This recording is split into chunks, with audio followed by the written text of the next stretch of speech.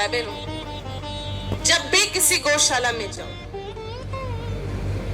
हम लोग मुंह उठा के चल निकलते हैं। गौशाला में जाओ तो कभी खाली हाथ मत जाओ।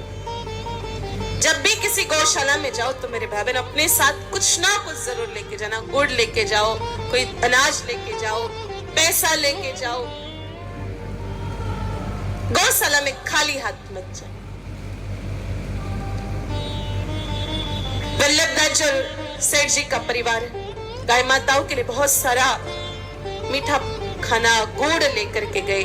गाय माताओं को अपने हाथ से गुड़ जिमाया। मेरे भाई बहन अपने हाथ से गौशाला में गाय माताओं को कुछ ना कुछ जिमाओ, अपने हाथ से। ग्वालों को पकड़ाना नहीं है। बहुत सारे लोगों को हमने देखा है, लोग मेरे भाई बहनों अपने हाथ से कुछ नहीं करना चाहते, कुछ भी नहीं।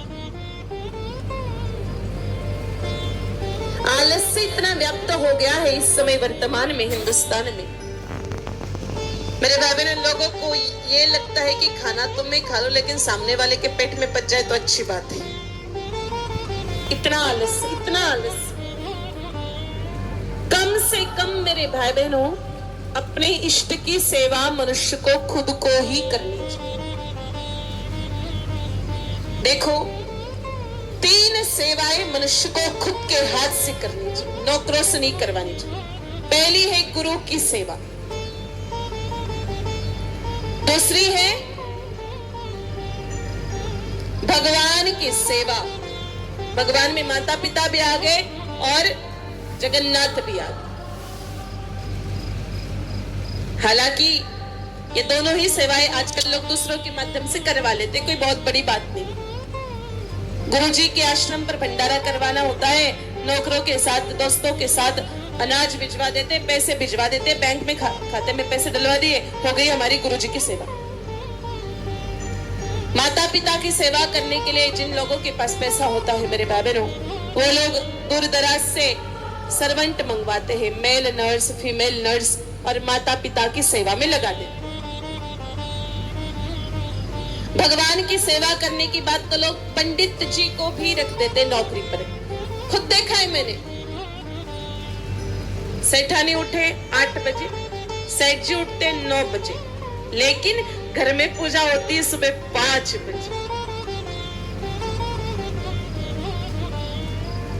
नौकर कब लेता है? और ऊपर से और भगवान को ओलमा मिलता है कि भगवान तो आवे ही कोणी, माता तेरी भक्ति करा, भगवान तो आवे ही कोणी। तो भाई भगवान ऐसे थोड़ी आते हैं क्या?